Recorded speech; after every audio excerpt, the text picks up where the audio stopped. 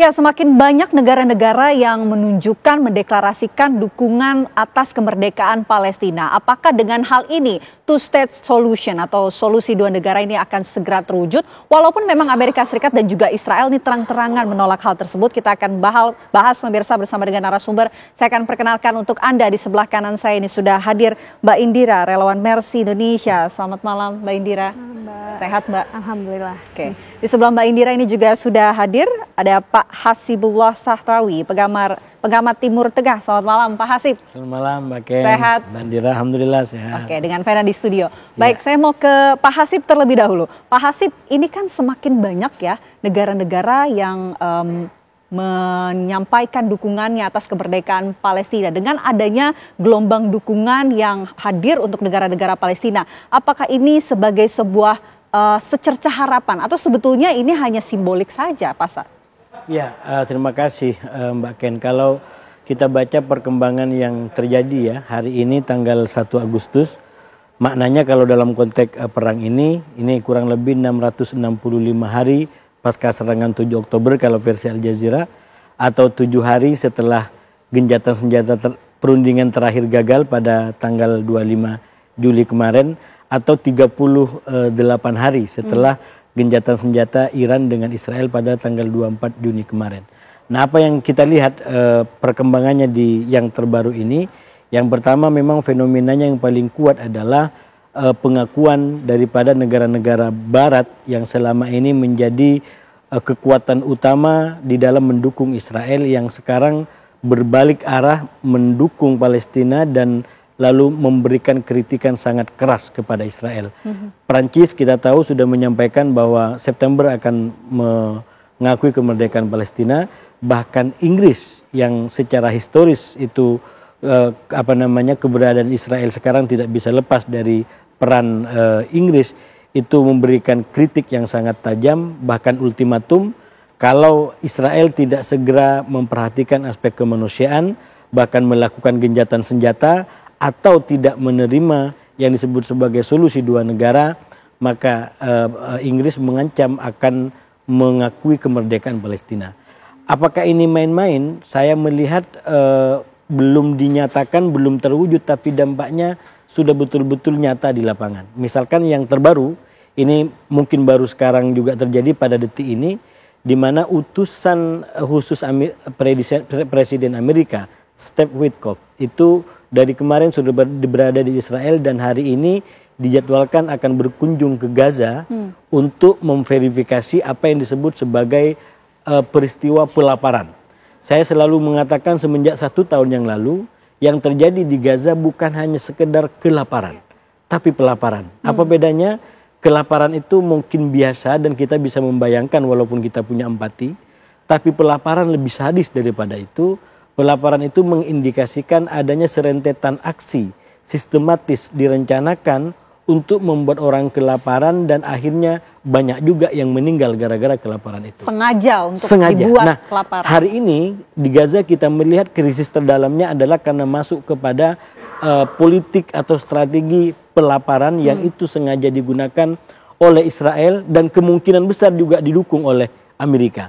Kenapa saya katakan didukung oleh Amerika? Kalau kita baca gagalnya perundingan terakhir yang kita sempat bahas di sini, dimulai tanggal 6 Juli waktu mau berangkat ke Washington, Netanyahu itu sangat optimis diharapkan bisa terwujud, tapi kemudian di akhir cerita itu kalau kata orang Jawa mungkin kayak ngelete aja gitu, karena tanggal 24 itu Witkoff itu berada di Roma untuk sebuah kunjungan untuk memastikan verifikasi perkembangan di perundingan.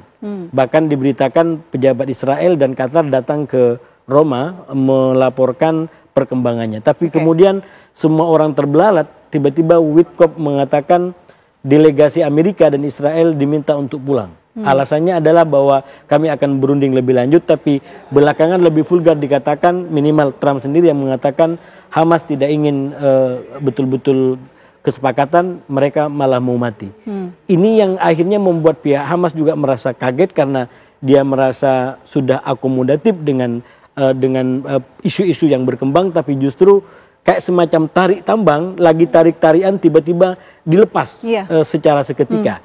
Nah, saya melihat hari ini ketika Wittkop datang kembali ke Timur Tengah, tidak hanya ke Roma tapi langsung ke Israel bahkan ke Gaza, saya melihat ini bagian daripada hasil nyata dari tekanan yang dilakukan oleh koalisi Barat sendiri, terutama di bawah komando Perancis dan Inggris untuk memaksa Israel tunduk kepada protokol kemanusiaan, memerhatikan aspek kemanusiaan, tidak menghalalkan segala macam cara seperti yang dilakukan dalam beberapa bulan terakhir. Oke, muncul adanya tekanan diplomatik kepada Israel dari negara-negara barat tersebut. Saya mau mendengar cerita Mbak Indira. Mbak Indira, ketika Mbak Indira berada di Gaza, Palestina tentunya, apakah memang kondisi ini juga sudah terjadi ketika Mbak Indira berada di sana? Dan informasi terakhir yang Mbak Indira dapatkan, situasinya di sana tuh seperti apa? Krisis kelaparan yang terjadi, Mbak? Ya, jadi sebenarnya blokade pangan ini, blokade bantuan ini udah terjadi sekitar awal Maret ya, awal Maret 2025 gitu.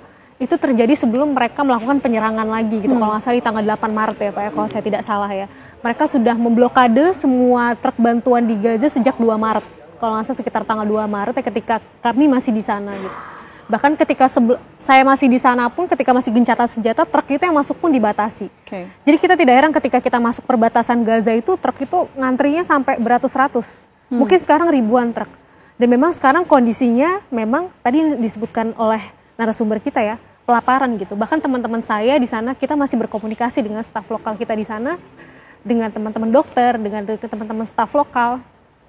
Mereka bilang bahkan 1 kilogram tomat, itu yang mungkin harganya di sini mungkin hanya berapa puluh ribu gitu ya Mbak ya. Di sana sampai $100. 403 sekitar berapa tuh, 110.000 ya, 110.000. $100 gitu. Sangat mahal gitu ya. Jadi itu mereka nggak sanggup untuk beli itu gitu. Mereka tidak sanggup untuk beli itu, untuk beli tomat, untuk beli 1 kilogram tepung. Gimana mereka mau beli? Mereka nggak ada pekerjaan, mereka nggak ada bantuan uang dan segala macam, bank juga nggak ada. Bahkan ketika mereka ingin mendapatkan uang atau menukar uang dari dolar ke shekel, mata uang yang mereka gunakan di sana, itu tidak mereka harus bayar 50%. Gitu. Iya, kayak gitu. Jadi begitulah kondisi yang di sana. Dan yang bikin saya miris adalah ketika tengah malam saya di WA sama salah satu teman saya yang dokter gitu. Dia ngomong WA saya pakai bahasa Inggris gitu ya, karena emang mereka kan pakai bahasa Arab ya, dan bahasa Inggrisnya cukup terbatas, tapi saya menangkap apa yang beliau sampaikan. Dan beliau sampai bilang, Indira, selama perang ini, selama 22 bulan ini, saya tidak pernah berhenti menolong orang-orang saya, menolong penduduk-penduduk Gaza. Dia adalah seorang dokter bedah ortopedi yang umurnya sekitar 50 tahunan. Saya berusaha untuk tampil tegar di depan orang-orang, di depan para korban, tapi untuk kali ini saya bilang saya benar-benar lapar. Saya benar-benar lapar. Saya udah 3 hari tidak makan, saya bekerja di rumah sakit, saya meninggalkan keluarga saya di rumah dalam kondisi kelaparan itu menggerogoti usus-usus mereka. Itu yang bikin saya agak cukup. Jadi kadang kita ketika makan pun suka kebayang sama mereka ya Mbak. Jadi teman-teman saya ketika WhatsApp gitu ya, ketika mereka dapat jaringan, mereka WhatsApp saya lapar, saya sekarang lagi bertugas di Rumah Sakit Al-Ahli. Mungkin ada yang pernah dengar Rumah Sakit Al-Ahli, salah satu rumah sakit trauma di Gaza City. Yang kemarin sempat kena serang oleh Israel juga. Saya sudah berhari-hari tidak pulang. Dalam kondisi saya melakukan operasi, saya menolong orang-orang yang terkena trauma, para korban. Saya dalam kondisi yang sangat lapar. Sampai pada titik ketika saya melakukan operasi, saya sempat jatuh pingsan. Gitu. Saking mereka sudah kelelahan, tidak ada makanan, dan mereka tidak mendapatkan salari Mbak. Tidak mendapatkan gaji. Karena gimana ada gaji? Gak ada uang, gak ada perputaran uang di sana. Uangnya itu aja yang dipakai. Mereka tidak mendapatkan uang. Tapi mereka masih berusaha untuk membantu masyarakat mereka ya, menolong orang-orang mereka, termasuk teman-teman saya yang para dokter di sana gitu. Dan ketika sempat dapat jaringan, saya dikirimin foto mereka, kondisinya mungkin yang dulu beratnya 80 kilo gitu ya. Karena orang di sana kan cukup besar-besar ya badannya ya. Indira berat badan saya turun udah 20 kilo, 60 kilo sekarang. Ngirim fotonya beda banget, jadi sampai begitulah kondisinya sekarang. Mbak, ketika Mbak Indira berada di sana tentunya, untuk anak-anak ini asupan yang kemudian dikonsumsi oleh anak-anak ini apa Mbak?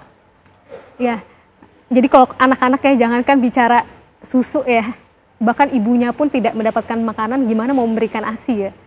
Jadi saya dapat cerita sama teman-teman staf lokal di sana yang masih di sana, mereka hanya bisa memberikan air. Air itu paling mentok yang bisa mereka berikan. Dan banyak juga dokter-dokter teman-teman saya bilang, ini saya harus membagi satu keping roti itu untuk kelima anak saya dan istri saya. Bertujuh dibagi. Itu untuk makan siang mereka tidak punya makan pagi dan tidak punya makan malam. Hanya satu keping roti dibagi untuk 7 orang. Gitu, dan itu hanya sekali sehari kayak gitu. Itu kondisinya, termasuk anak-anaknya masih kecil-kecil gitu. Jadi kondisinya seperti itu, Mbak. Jadi kalau misalnya bicara susu formula, aduh masih jauh deh. Bahkan ibunya pun mungkin mau memberikan ASI, mereka nggak punya makanan gitu. Apa yang mau keluar dari ASInya mereka gitu. Jadi memang kondisi pelaparan ini memang sudah separah itu. Mendengar cerita Mbak Indira, saya nggak bisa membayangkan bagaimana kondisi bayi-bayi di sana, Mbak. Tentu kan kondisinya sangat terbatas. Ya, betul.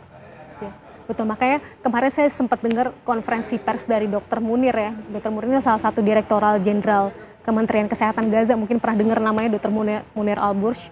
Itu kami juga sempat berapa kali kerjasama dengan beliau. Dan beliau juga mengatakan sudah ribuan anak yang meninggal karena kelaparan ini. Gitu. Sudah banyak gitu. Bukan kelaparan ya Pak ya, pelaparan. Ya, pelaparan. Gitu. Kenapa sih kok mungkin ada orang bertanya gitu ya, iseng nanya, kenapa sih kok anak-anaknya duluan nih yang kelihatan meninggal karena lapar ya, sedangkan orang tuanya masih kelihatan berisi, badannya cukup besar. Ya namanya juga anak kecil, itu masa ototnya, lemaknya lebih rendah dibanding kita. Jadi kalau kelaparan akan lebih cepat efeknya dibanding kita, mungkin yang masih punya sel-sel lemak dalam tubuh kita yang masih kita simpan gitu. Tapi kalau anak kecil beda, nggak seperti itu. Jadi sangat wajar ketika korban anak kecil itu lebih banyak. Kayak gitu. Karena secara fisiologi memang seperti itu gitu. Sel lemaknya lebih sedikit, ototnya lebih kecil. Jadi akan lebih terdampak lebih cepat dibanding kita mungkin yang dewasa.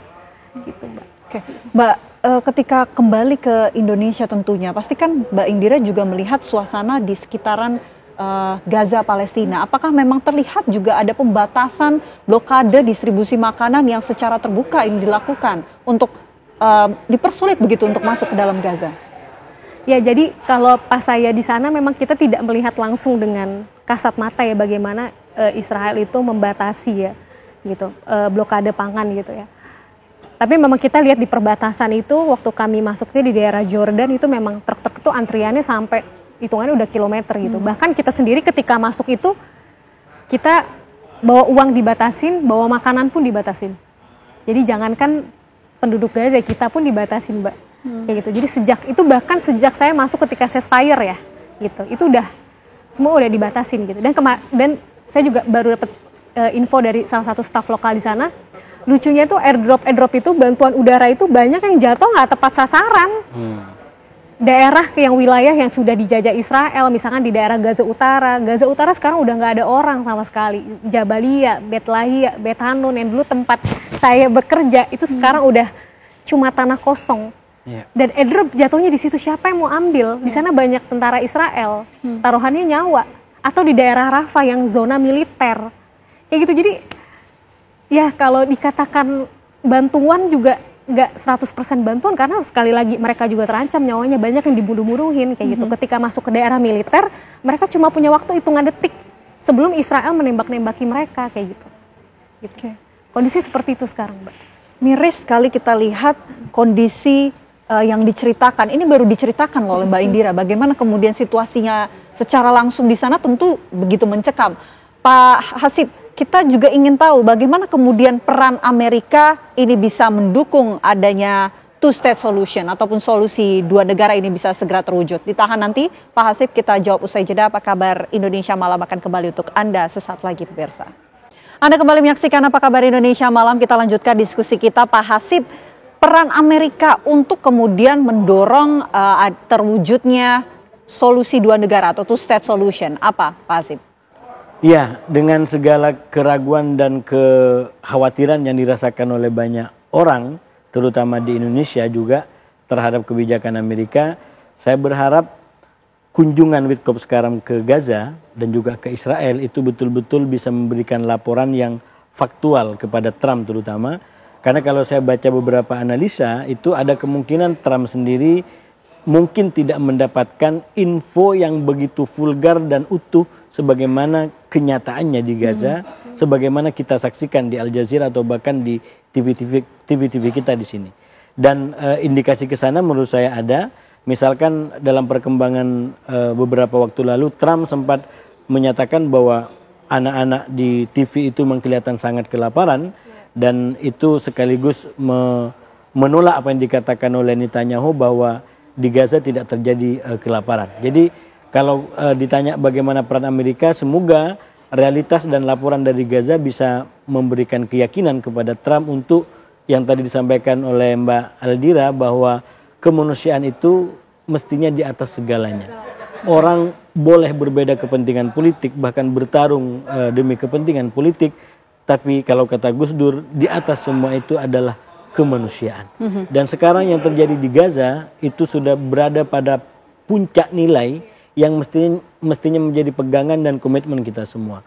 Nah, persis disitulah saya berharap dan melihat bahwa yang dilakukan oleh Eropa dengan melakukan kritik kepada Israel atas dasar kemanusiaan dan pelanggaran yang dilakukan itu merupakan sebuah kritikan yang cukup menjanjikan, dalam pengertian bahwa memang Eropa selama ini salah satunya dikenal dengan nilai-nilai kemanusiaan, nilai-nilai persaudaraan. Di Perancis sendiri itu nilai-nilainya adalah ke sana.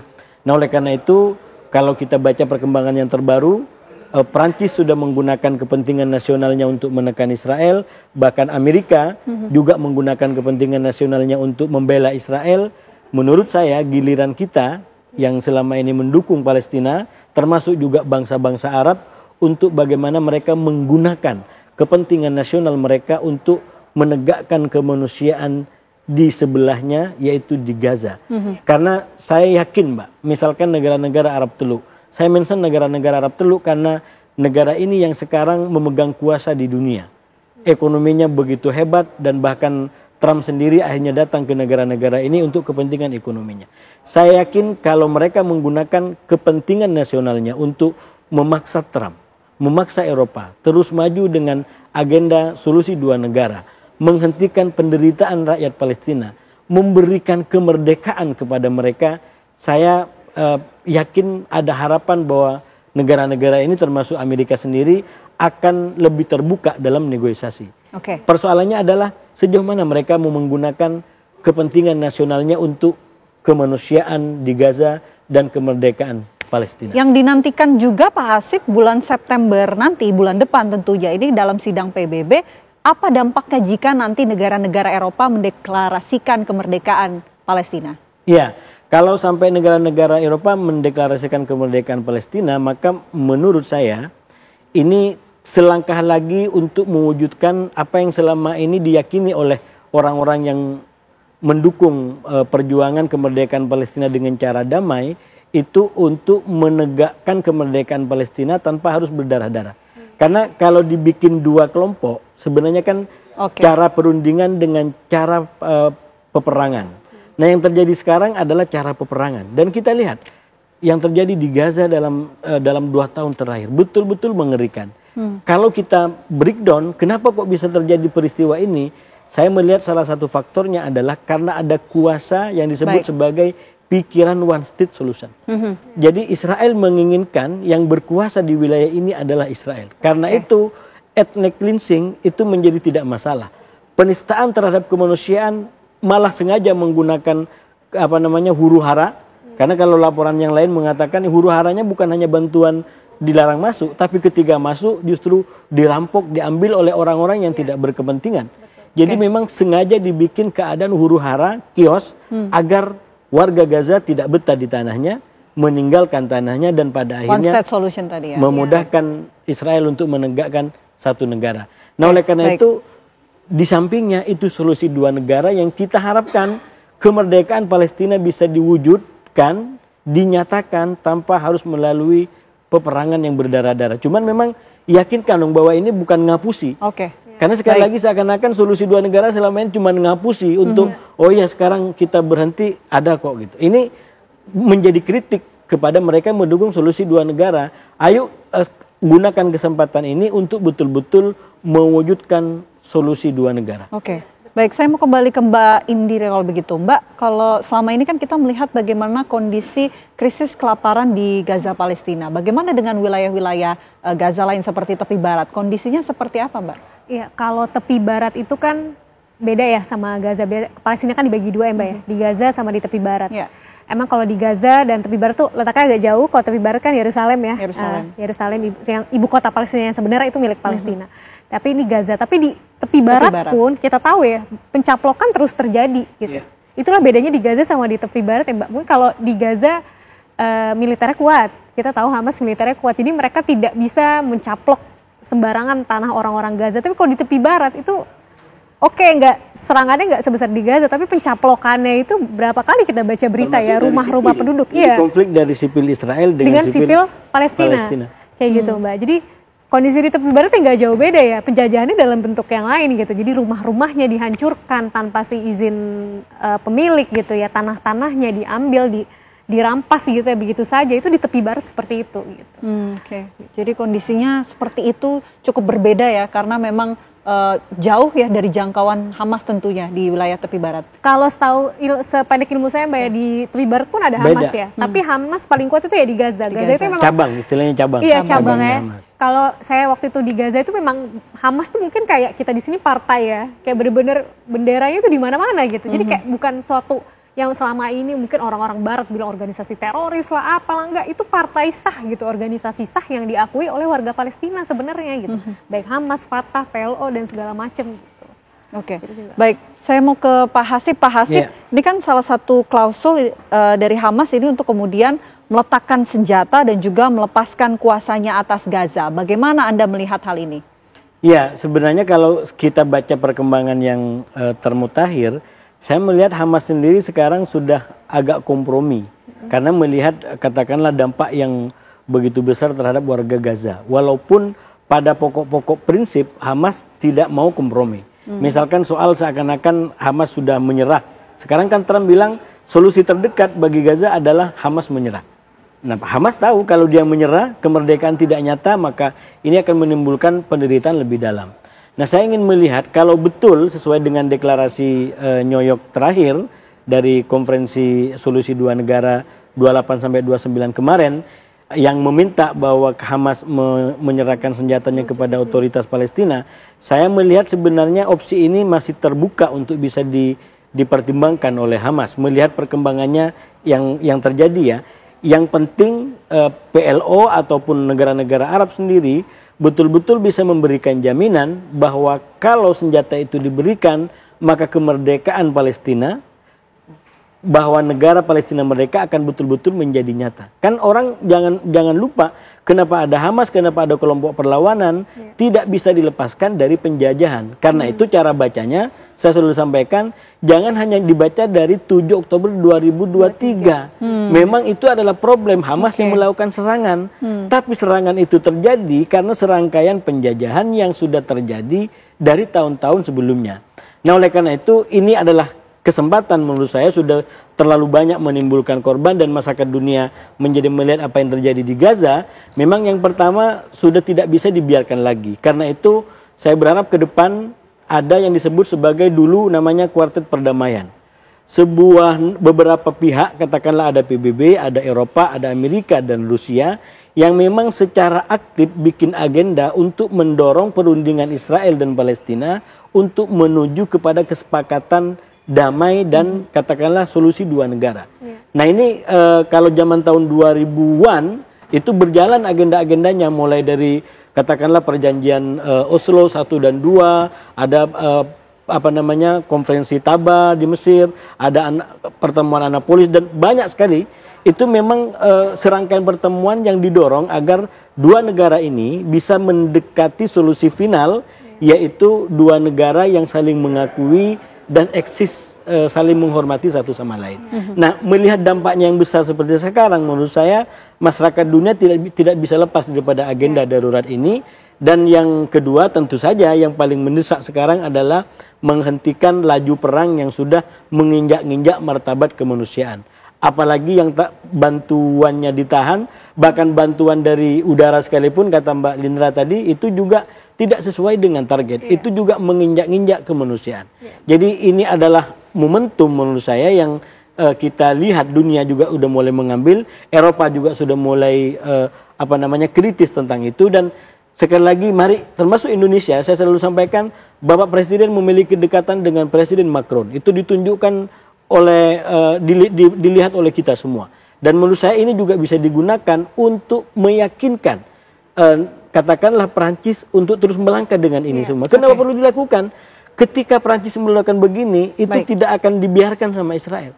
Israel akan terus mengganggu agar Perancis tidak lanjut dengan rencana ini.